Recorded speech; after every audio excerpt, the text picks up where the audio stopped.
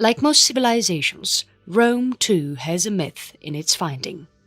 The city was founded by two brothers, Romulus and Remus, who were twin sons of Rhea Silvia, the daughter of Latin king Numitor. It is said that Rhea was made pregnant by the Roman god of war Mars, which made the twins half human and half divine. Threatened by the existence, King Amulius had them thrown in water, but was saved brought up by a she-wolf. Some say that a shepherdess saved them and brought them up as her children, who later grew up to have returned Numitor, their grandfather, his throne. The twins then founded of what we know as Rome. A quarrel among the brothers left Remus dead, while Romulus became its ruler. Rome was named after Romulus. While the myths have their own importance, here is shedding light on the more actual history of ancient Rome. Rome was a small town in the beginning of the 8th century BC, surviving beside the river Tiber. The location of the city was perfect for trade to flourish and was a route for the merchants. The water of river Tiber was navigable, which enabled them to cross it and trade their merchandise. It was the influence of Greeks that gave the Romans a structure on which they could further build their own tradition and cultures. Religion, architecture, and literacy were what they borrowed from them before developing it as their own. The kingdom slowly developed and in later years came to dominate its surrounding nations too. The kingdom produced so many literary geniuses that most of the languages such as Spanish, French, Romanian, Italian and Portuguese, which are collectively known as Roman languages, have been derived from Latin. Even most of the words of the modern English language have Latin roots. The kingdom saw a golden age of prosperity and peace before it crumbled to its own burden of distended empire. Early Roman Kingdom. The version of ancient Rome can be seen through works of Plutarch, Dionysius of Halicarnassus and Livy, who say that Rome was initially ruled by a succession of 7 kings. As per Varro, another literary genius, 243 years have been accounted for the rule of these 7 kings. After which the city was invaded by the Gauls, who sacked the city and burnt the city, and along with the city burned all the written records.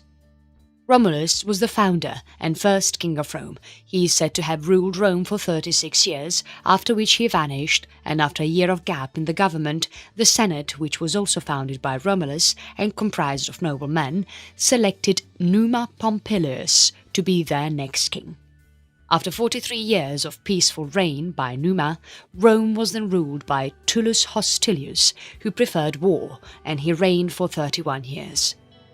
Ancus Marcius was grandson of Numa and took the throne after Tullus. He was calm and peaceful and built many new buildings in the city. He ruled for 25 years before he was succeeded by Lucius Tarquinius Priscus. Lucius had emigrated from Etruria and Ancus had adopted him as his son. He ruled well and expanded the borders of Rome and added to its treasury. He laid the foundations for Roman Forum and began Roman games. One of the most famous constructions from his reign is the Circus Maximus, which is a gigantic stadium for horse racing. He also introduced symbols for civil and military offices. After 38 years of his long rule, he was murdered by one of Ancus' own son. Lucius was succeeded by his son-in-law Servius Tullius.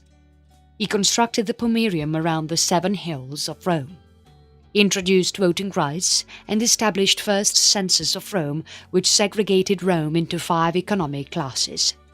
After ruling for 44 years, he was murdered by his own daughter Tullia and son-in-law Lucius Tarquinius Superbus. Lucius Tarquinius Superbus was the 7th king of Rome. He killed his father-in-law and took over the throne. He used violence to rule Rome and disrespected the Roman Senate and the customs of the kingdom. Problems for Superbus began when his son, Sextus Tarquinius, raped a woman named Lucretia, who was the daughter and wife to very influential nobles. Lucretia revealed the story to her father and pleaded to be given justice before the magistrate. She stabbed herself in front of many people and died in her father's arms. A revolution led by 4 men, with Lucius Junius Brutus and Lucius Tarquinius Collatinus, who was Lucretia's husband, in the lead, overthrew the king, Lucius Tarquinius Superbus, and banished his whole family into an exile. The people were already angry with Tullia, who had horrifically murdered her father for the throne. Brutus and Collatinus became the first consuls of Roman Republic. Roman Republic. The Roman kingdom was overthrown and the Republic was established under Brutus and Collatinus. The government was headed by 2 consuls who were to be elected every year by the citizens on the advice of the Senate. The Senate comprised of a group of magistrates. The Roman society was hierarchical in nature, and the change in government was highly subjective to the higher ruling class families of Rome, who were termed as patricians. The beginning of Roman Republic is marked by 509 BC, when the Roman kingdom was overthrown and the Republic crumbled in 27 BC with the establishment of Roman Empire. During the time of Republic, Rome spread its boundaries. It did not just concentrate on its surroundings, but also throughout the Mediterranean region. There were a series of conquests made. Italian Peninsula, what is present southern France, central Italy, Iberian Peninsula, and North Africa. By the end of 1st century BC, Rome comprised of eastern Mediterranean, present France, and Greece. Although there was much expansion done by Republic Rome, there was always a situation of conflict in the internal Rome. The aristocrats and the ordinary public of the nation were always at war. Before the century could end, Julius Caesar was in power. The first triumvirate was formed, which included Julius Caesar, Marcus Licinius Crassus, and Pompey. The Senate had named Caesar Dictator Propetio. He was all-powerful, but the Senate started to conspire against him as he had urged for more power. He was assassinated by his general Brutus, Marcus Junius Brutus the Younger. After the death of Caesar, there was a second triumvirate formed, which comprised of Caesar's nephew Octavian, Marcus Aemilius Lepidus, and one more general of Caesar. They defeated the assassinators of Julius Caesar and divided the government to rule among themselves. Antony was given the charge of eastern provinces, Lepidus was looking after Africa, while Octavian took care of Gaul and Hispania from Italia.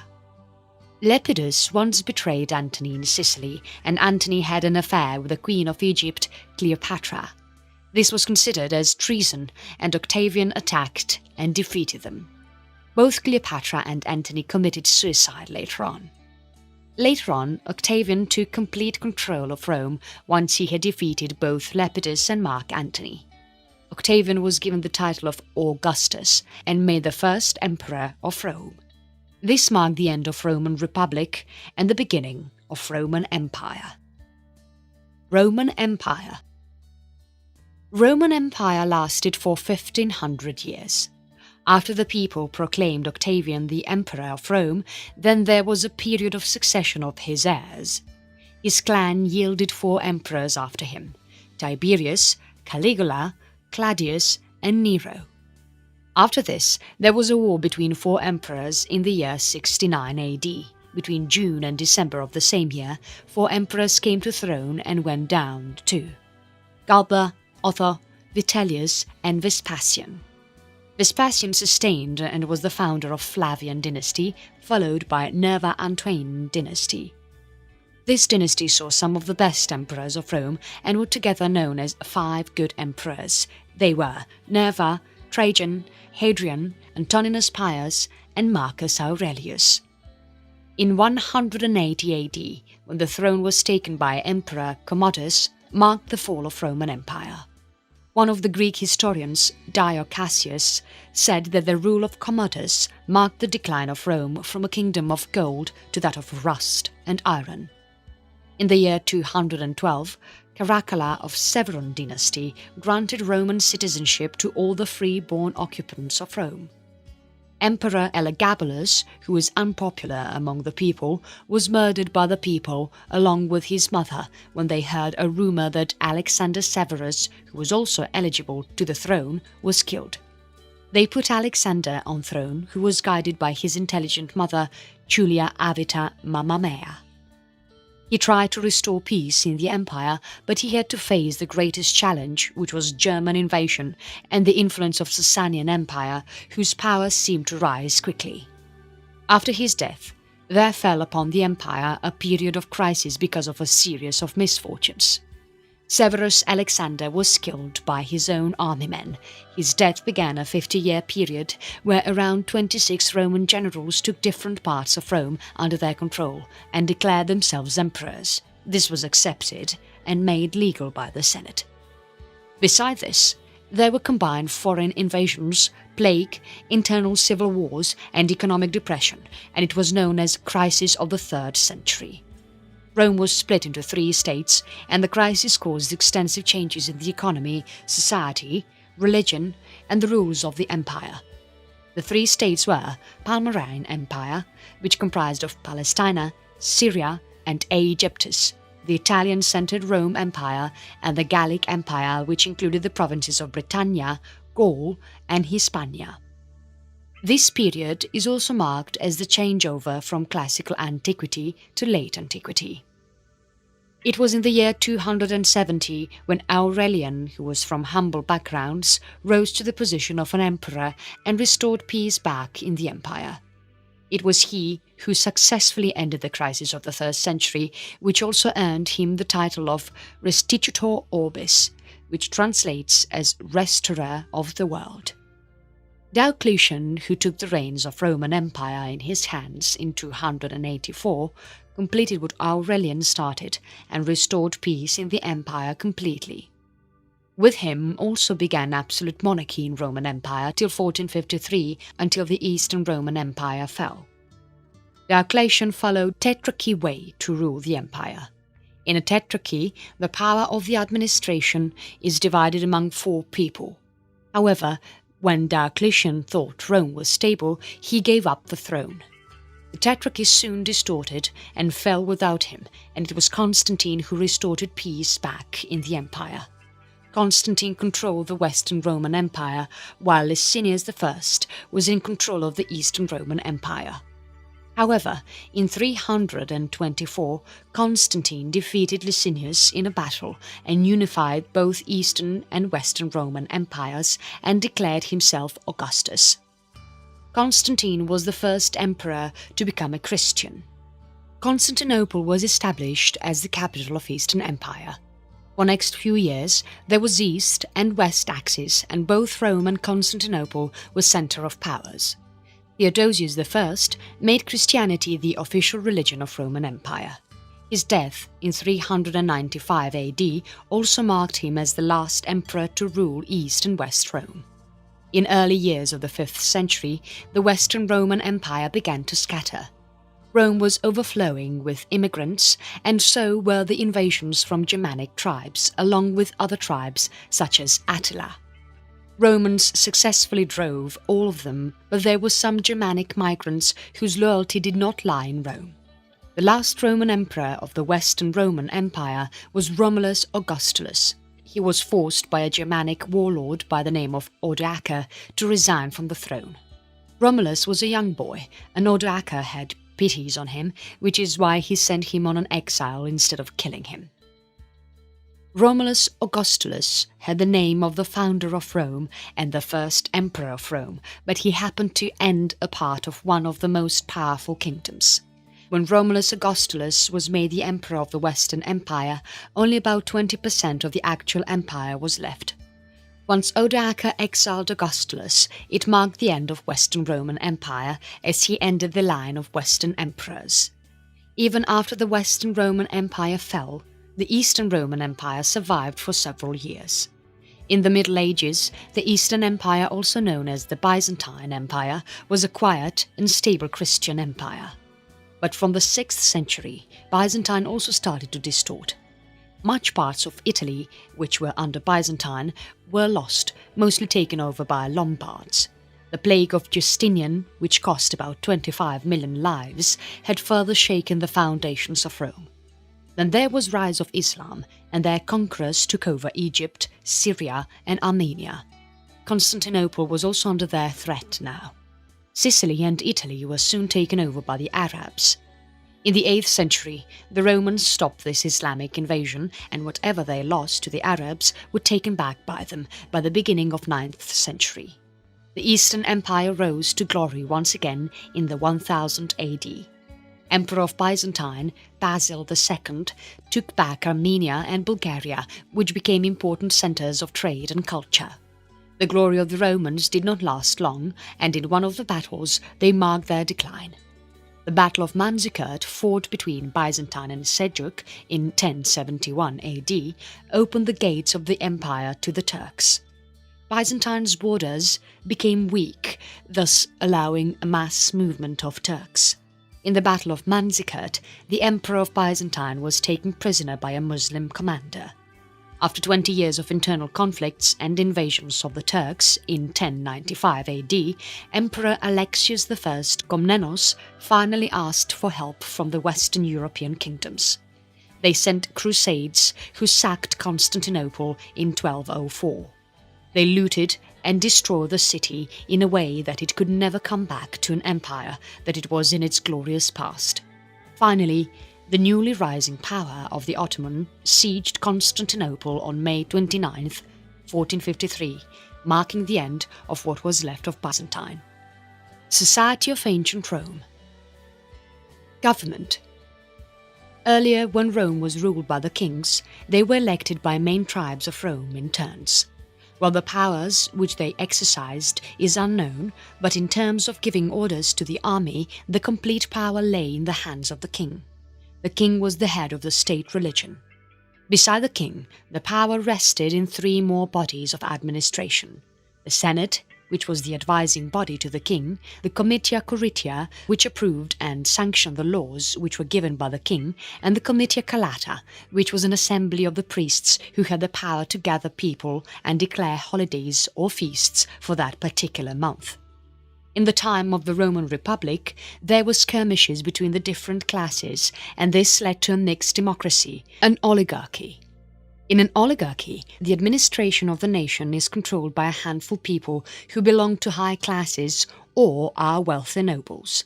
The Comitia Tributa, or the Popular Assembly, would vote to pass a specific law, and the people standing for public positions had to stand for elections.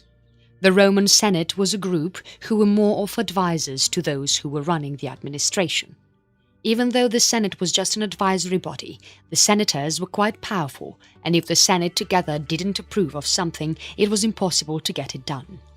Later on, the senators were selected by censors, and they also had the power to remove the senators if they were found corrupt. New magistrates were elected every year, and they had to share their power with a colleague. In case there were emergency situations, a temporary dictator would be appointed. There were so many revisions in the administrative system of the Roman Republic just to meet the demands of the people that it became completely inefficient and finally collapsed to form the Roman Empire. However, a republican form of government was still followed in the shadow of the Roman Empire, and the emperor was simply the first citizen. The Senate became powerful, and the legislative powers, which the assemblies held, were now theirs. It was in the later years that the powers were taken by the emperor in his hands, and the Senate then became the advisors to the emperor. Although there were advisors and people who took care of the administration of the empire, there still lacked in the Roman Empire proper institutions, which later on led to the decline of Rome. Social class structure. Based upon the income and occupation of the inhabitants of the society, ancient Romans had divided themselves into 3 groups or social classes. The free-born citizen, or cives, were at the top. In the middle were freedmen, or liberti, who were slaves but had been freed by their masters, and in the bottom were the slaves, or servi. An earlier form of division was the patricians and the plebs. The patricians were aristocrats or the ruling class families, and the plebs were the commoners. The differentiation in class became of lesser importance when the patricians became lesser in financial conditions, while the plebeians became rich and also joined politics. However, those who were from the patrician ancestry were always considered to have a certain respect and prestige in the society, and there remained some offices which were only limited to the patricians. Division of class became important on military service. Also the census, which happened at regular intervals, and the classes were also determined by them, as per the property every family held. Dominating the army and politics were the senatorial class, who were considered to be the highest and also the richest. Families who could own a war horse, and those who belonged to the richer merchant class, were known as equestrians. Many more classes followed based on the military weapons and equipments which they could afford, and the last position was occupied by the proletarii, who did not own any property. They were thought to be ineligible for military services before the Marian reforms happened. These reforms were done by Gaius Marius, who was a general and a Roman statesman. The proletarian were usually unable to cast votes, and even thought the women had some rights. They were not allowed to vote or enter politics. Later on, they gained property and judicial rights, but they were still kept from voting and politics. All the allied cities were given the Latin Rite, which was a status in between being a foreigner and full citizens. So the citizens had rights under the law of Rome, and the magistrate who were leading the cities were complete Roman citizens. The Latin rites varied in many senses, and the most common was the division to vote. The sign suffragio could not take part in the politics of Rome, and the cum suffragio who could take part in the Roman assembly. Later on, Emperor Caracalla granted Roman citizenship to all the free-born men of the empire in 212. Family. There were two units in the Roman society: household and families. The households comprised of the head, which was the father, who was known as the pater familias, translated as the father of the family, wife, children and relatives. The servants and slaves were also considered as a part of the household. The head of the family, or the father, held the supreme power and controlled the happenings in the household. He could sell his children as slaves, force marriage, claim the property of the dependents for himself, and even kill the members of the family as punishment. After the 1st century, the right to kill someone stopped to be implemented in the household. Till the father of the family was alive, his son could not claim property. Once a girl was married, the household in which she was married would be her new household. This tradition changed later, and the girls could continue to recognize their actual families as theirs, but the children who were born to her would belong to her husband's household. The mother was responsible for raising the children, and any unwanted children were sold as slaves. They were not allowed to take part in the family conversations. Latin and Greek were taught to the children by a Greek nurse in the noble families, and the boys were taught how to ride and swim. They could start learning at the age of 7, but there were no school buildings, so the classes were taken on rooftops. Parchment, paper and papyrus was expensive, which is why boards covered in wax were used for writing. Some even wrote on sands. A group of households who were related were known as family. They usually had the same ancestor or had blood relations. At times, they were political allies. Marriage was usually a political or an economical alliance, especially among the rich class. Once the girls reached the age of 12, their fathers looked for eligible grooms. The girls in the upper class married at a tender age, while those belonging to the lower class had their wedding later in 20s. Economy. Trade and farming were the main constituents of the Roman economy. Earlier Rome bought most food from neighbouring kingdoms, but the prices were too high.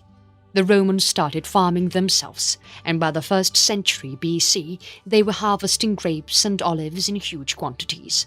When Sicily, Tunisia and Egypt were taken, there was a thorough supply of grains, and wine and olive oil were exported by Italy. The productivity of the farming was low. Mining and quarrying of stones were the only major activities in manufacturing and industrial activities. These stones were main items in construction of buildings. There existed small factories and some workshops where some workers were employed. There were brick factories too, that employed more workers than these small factories. Earlier, the Republic used paid labor, but wars and battles brought back slaves who were used as free labor. The slaves were used for both skilled and unskilled labor. Once the conquests of Rome stopped, the price of the slaves increased. Barter system was used in collecting taxes, but Rome had an advanced coinage system, and coins were made with bronze, brass, and other precious metals.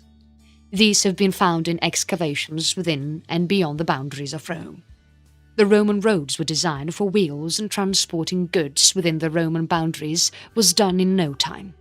In the 2nd century, trade through the seas and oceans increased. Now more goods could be carried and the cost was less. The Roman market was so modern and flourishing that many economists compare it to the market practices of Netherlands and England in the 17th and 18th century respectively. Education. There were no schools in early Republic Rome. The boys learned to read and write from their parents or slaves. These slaves were educated, usually from Greece, and were known as pedagogy.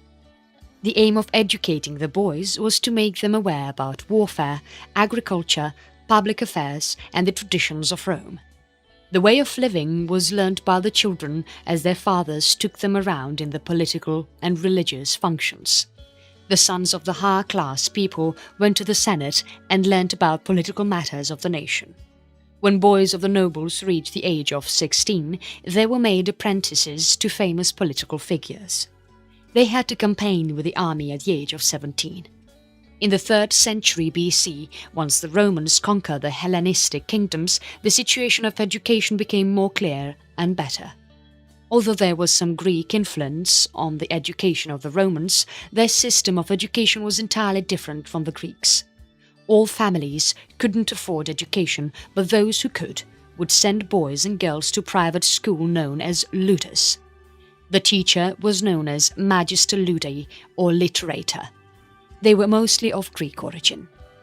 The children would study till the age of 11, where they taught writing, reading and arithmetic. At the age of 12, the children went to secondary schools where the teachers were dressed as grammaticus. Here they were educated on Roman and Greek literature.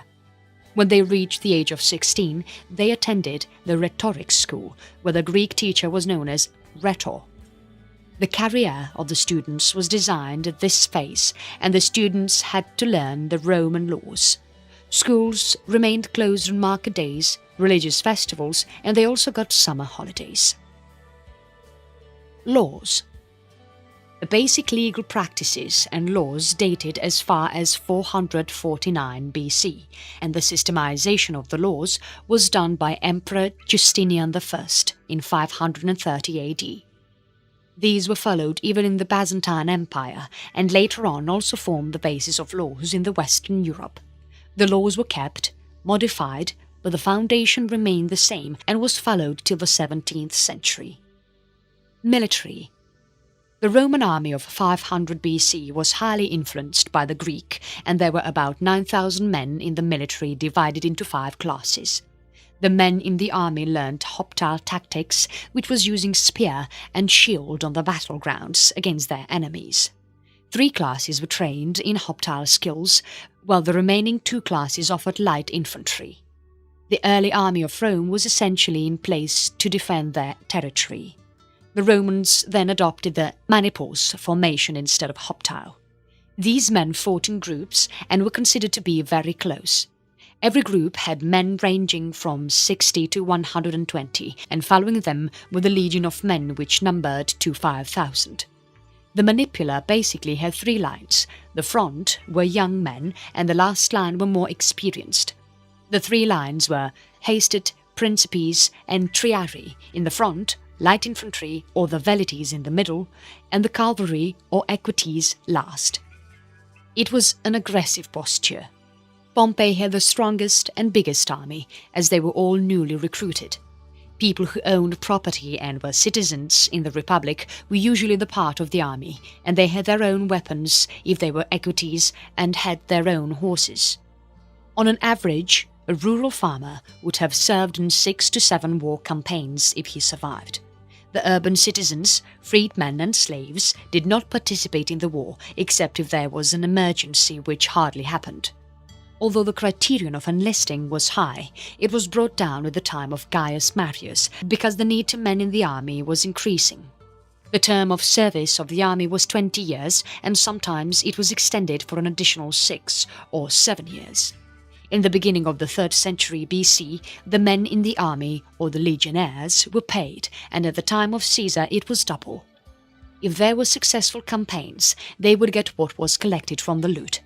They were also allotted land when they retired at the time of Marius. The legionnaires had now become professional and were paid well. They also received a fixed amount when they retired. Augustus evolved the army of the Roman Empire, and the legionary troops now functioned as a team of units more than full legions. A unit which was made of legionnaires and cavalry fortified the outposts, and they could even fight alone as a unit or combine more of such units. This tactic was quite successful, and the Roman forces endured for a long time. Emperor Gallienus was the last to recognize the Roman army during the period of Roman Empire. Besides the cavalry and the infantry, there also was a group of barbarians who fought in the battle. They were known as foederati and were recruited from friendly tribes. They were recognized as a permanent troop in the Roman Empire. Although there was a Roman general who led them, they were controlled by an officer who was one of their own. When Rome was under monarchy, the hoplite soldiers were led directly by the ruling king. In the later parts of the Republic, members of the Senate had to serve in the army, where they were deputies to the field commanders, and after which he would be a praetor, the powers of which can be compared with the powers that a present military commander has. Once the term as a praetor would end, he would be appointed as a proconsul to take care of a foreign province.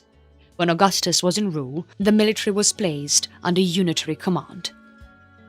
While the emperor was the commander of every legion, he commanded them through the legatus, who was appointed from the elites in the Senate. In a province which just had a single legion, the legate would command them and also act as the provincial governor there. In a province which just had a single legion, the legate would command them and also act as the provincial governor there.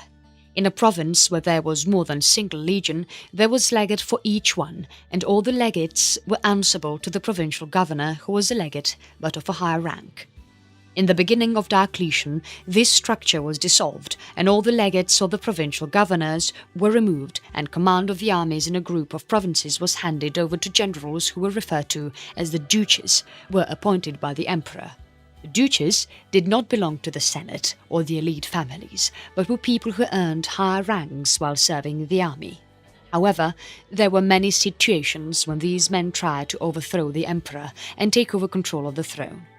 Chaos and unrest became a continuous affair, and internal wars left their internal system weak and prone to barbaric attacks from the neighbouring tribes. Rome had a fleet of 20 ships in the 3rd century, which were commanded by officers known as duumviri navales, and were used for fighting the pirates. The fleets were replaced by Allied forces in 278 AD. The Allied forces were used at the time of the First Punic War, when Rome needed big fleets. The oared warships, known as the quinquereme, was the main ship and continued to dominate the seas till Caesar Augustus changed them and put navigable vessels in the sea. The navarch commanded the ships, and the post was usually not held by the Romans. This is why they were considered as non-Roman, and when Rome was not in war, the naval was not taken care of. By 350 AD, Rome had many merchant and warships. Aquileia, Rhodes and Alexandria in the east, Ravenna, Misenum, mouth of Somme River in west, and Arles were both parts and base for the Roman navy. River harbours along the Danube and Rhine were fortified. Important generals commanded both the armies and the naval, which shows that the navy was considered to be a part of the army and not a sovereign service. Cultures of ancient Rome. Music, art and culture. The painting styles of the Romans show the influence of Greek culture, and they can be seen on the frescoes which were used to decorate the ceilings and walls of the villas in the country. There are many paintings which have been excavated at Pompeii, and based on these, the art historians split the entire history of Rome in 4 periods. The first style of Roman painting goes back to 2nd century BC. It has been mainly made of imitations of masonry and marble, some of them portraying mythological characters too. In the 1st century BC, the second style of painting was discovered, where the paintings show 3D sceneries and architectural features. The third style of painting belonged to the reign of Augustus between 24 BC to 14 AD. The paintings had ornamentation style more than real. A monochrome background was used, and in the centre a small scenery of abstract design was painted. Portrait sculptures were famous and later were used with bearding and ornate hair, with cutting and drilling became popular. The Romans were influenced by the Greek, and this effect was seen in their literature also. The earliest of Roman works include historical epics which tell the story of the soldiers and their conquests. Soon, authors wrote poetry, tragedy, history and comedy. Again, taken much from the Greek music, the Romans used different musical instruments in different areas. The litus and bucina was used in ceremonies, and the cornu or tuba was used to give commands in the army.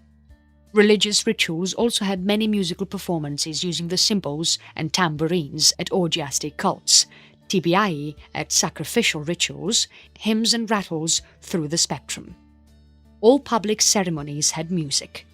Writings and drawings on the walls known as graffiti, paintings, brothels and sculptures which have been found in Herculaneum and Pompeii reveal that they had a sex-saturated culture.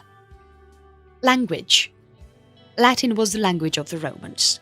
Although it was the native and the main language of the Romans, Greek also was spoken by the many high-class families. This was because most of the educated people studied literature which was written in Greek.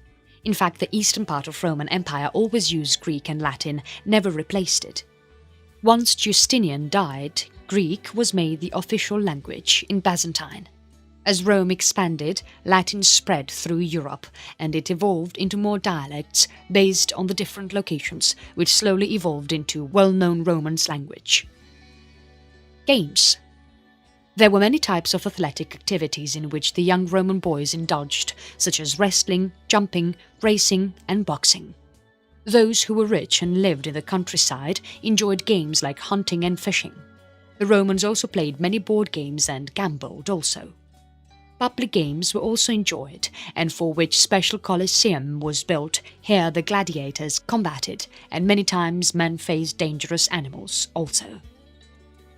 The foundations of Rome were laid on mythological events, but the civilization emerged as one of the biggest and most influential kingdoms in the world. They dominated and ruled. Thirst for power led to dirty politics, and thus division of this powerful kingdom took place. The Romans are considered to have one of most modern civilizations. Art, literature, buildings, technology, science, culture and traditions, they have left back a rich history to be studied and enjoyed by the present people. Rome continues to have some of the world's most majestic sights. It is presently the capital of Italy. Although there is bloody trail in its history, this splendid country stands tall, situated on the banks of River Tiber. The Romans still boast of their splendid palaces, fountains, museums and churches, and is one of the most visited places in Europe.